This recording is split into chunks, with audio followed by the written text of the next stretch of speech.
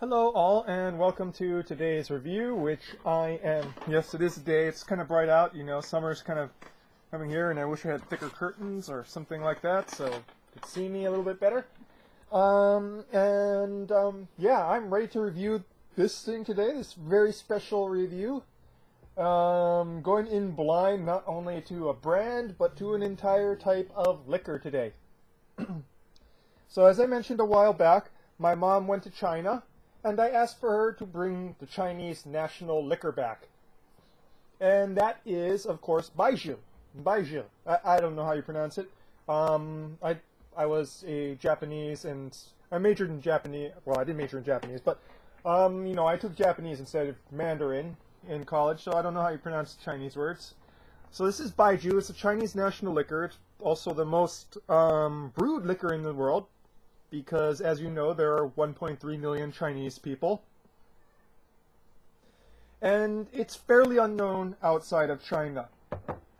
It has something of a bad reputation for being, well, strong, harsh, and,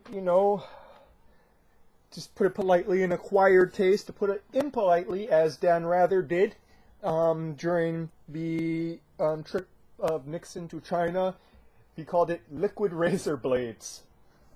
And generally, it is a pretty strong liquor. It's usually sold at about 50% ABV, aka 100 proof. This one is 90 proof, so 45% ABV. Now, Baijiu, there's several different kinds. The most famous kind is called the sauce aroma, which is the kind they drank at, when Nixon went to China.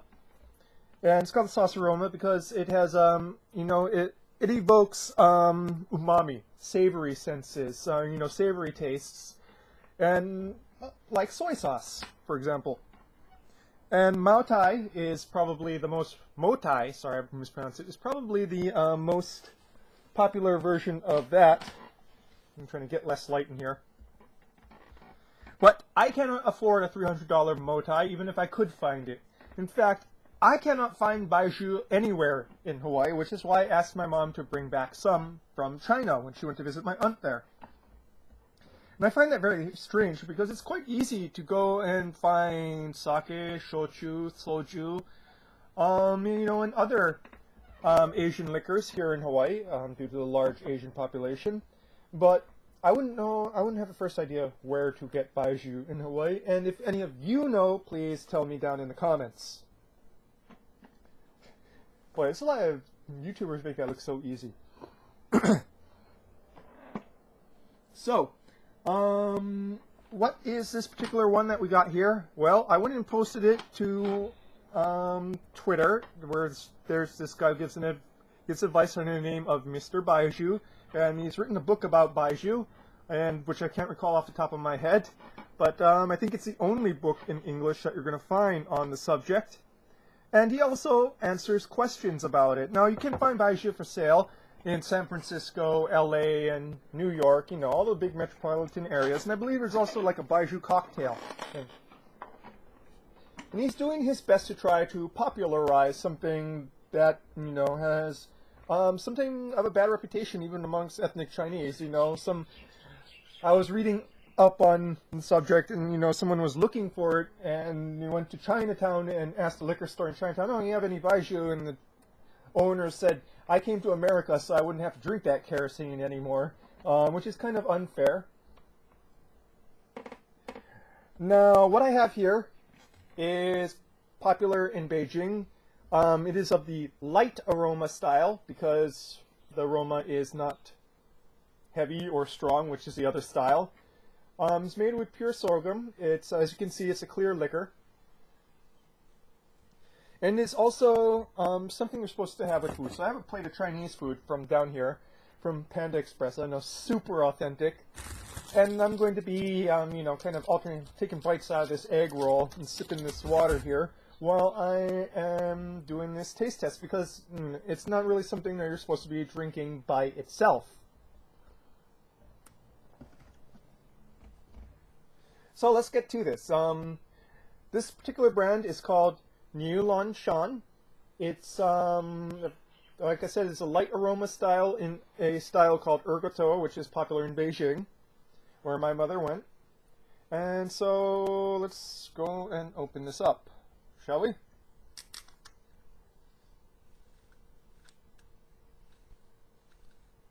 Okay. Oh. Interesting. Interesting aroma there.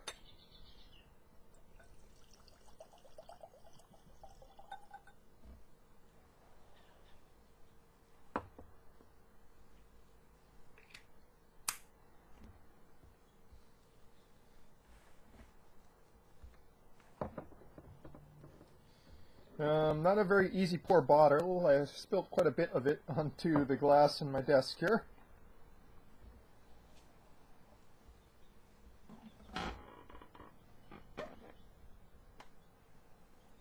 And clear. And fairly thick. Actually, not fairly. About medium thickness. The legs hold up a little bit. I'm not sure if you can see it.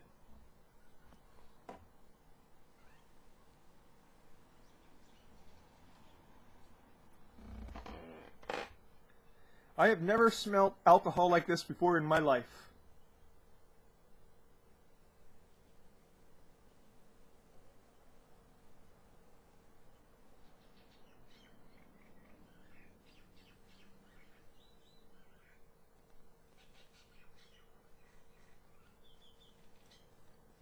I am really having trouble finding words to describe it. It smells strongly, but like I said, it's like nothing I've ever smelt before in my life.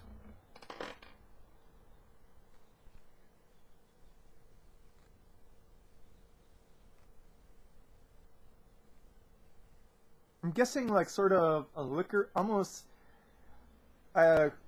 licorice, anise, kind of whore's head.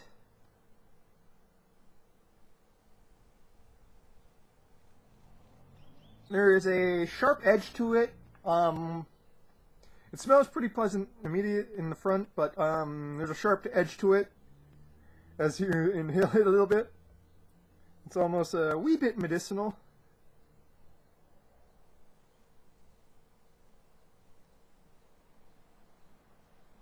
It is funky, very funky. This is a very funky smelling alcohol, I have to say.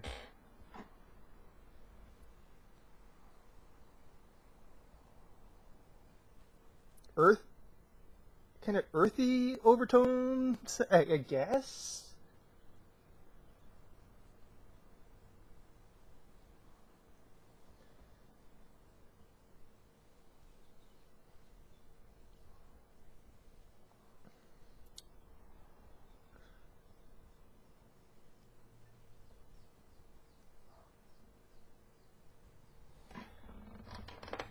Medicinal, herbal, touches earthiness.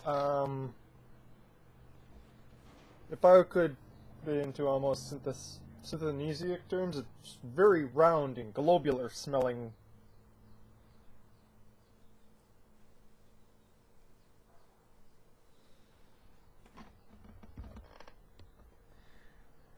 Medicinal, almost solvent-like notes too. This particular brand is not known for being. This is not an expensive brand, so it does have medicinal and solvent-like notes to it, but also kind of interesting herbal notes. Like I said, horsehead candy is probably the closest I can kind of place it to. You know, those old-style herbal root-derived candies. It's very sweet-smelling, earthy, and kind of that high overtone note that anise has as well, but it's not anise. You know what I mean? Sweet smelling like anise and kind of high. It is just hard. Okay, down the hatch it goes, shall we?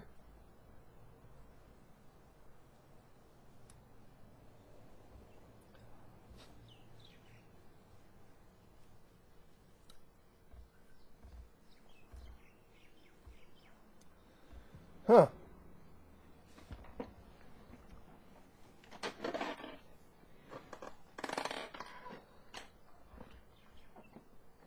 Well, It drinks hot. It drinks hot from your mouth into your throat and into your gut. With the long lingering flavor of that sort of weird licoricey, anise, horse heady sort of odor in the nose that lingers on your palate and effervesces off your tongue into your nasal cavities. Let's see if I can get a little bit better here.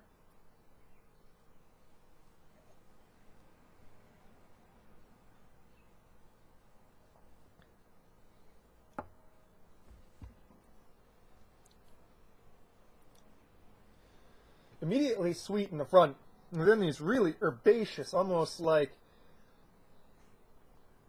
cedar woody tones kind of kick in the mid to finish, and it gets really bitter before bitterness sort of declines and you're left with the light sweetness on your tongue. I can easily see why this is something you're supposed to eat something with.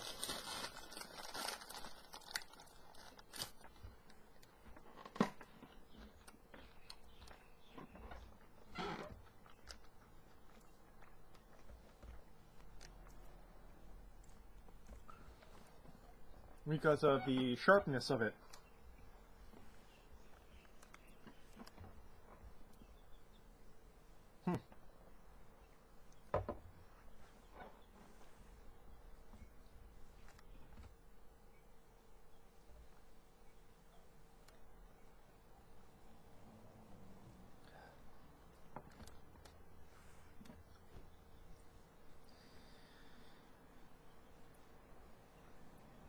This is without a doubt the most different tasting alcohol I've ever tried. I'm not going to say that this is easy to drink at all. Like I said, it is hot as hell and has some really strange off notes in the finish, which is why I'm eating here.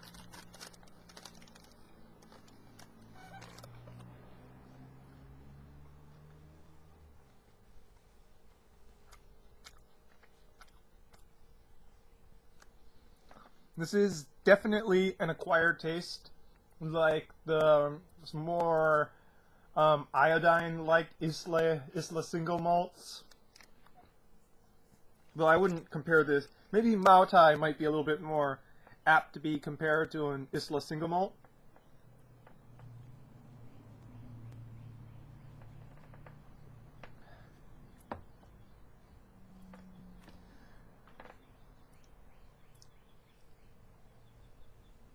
It's kind of growing on me, really.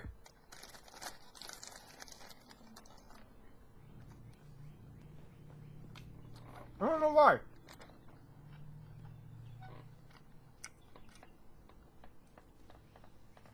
I'm starting to get really curious about this.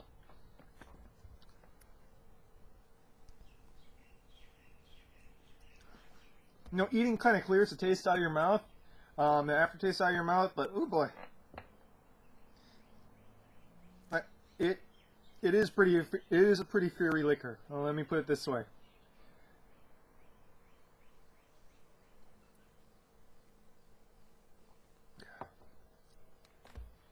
Huh.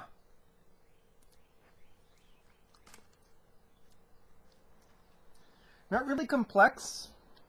Like I said, it's that kind of horsehead anise sort of flavor in the start, and kind of goes in between bitterness and sweetness and bitterness. Eating goes and cuts down on the really kind of bitter aftertaste, so definitely have this with food. Don't have it straight, unless you're a Chinese blue-collar worker in Beijing, I suppose. Would I buy this particular brand again? You know what, with friends, just so I could have some chips and giggles? I don't think it's undrinkable. There's definitely things I consider undrinkable, like Jägermeister. Jägermeister is something I cannot drink. This is something I can drink. Would I seek it out? This particular brand, no. I'm a little bit curious about seeing other types, especially more expensive types. Like I said, well, this is not bottom shelf. It is, you know, kind of it's a working man's liquor, you know. And I would guess it's like Jim Beam bourbon or Jack Daniel's Tennessee whiskey for, you know, China. Well, at least the Beijing area. Something that, I mean, somebody who's like, after he's done driving his truck all day, goes home and goes and sees his friends. They all go out to eat, and he's doing shots of this while he's eating with them or something. You know, that's what I kind of imagined it as. But this kind of kicked me in the brain too. You know, it's already getting on 16 minutes. So, Niulanshan, Ergoutou, Baijiu. That's Chinese liquor. Hard to find in America. Definitely very different, and probably going to be challenging to some people, but people like me who really like challenging, going all out there, it offers a whole new world to explore, I suppose. That's your Baijiu review for this week, and who knows how long until I get another Baijiu, you know? Speaking of, I don't know how they go and toast in China. Somebody can tell me in the comments, maybe. Cheers.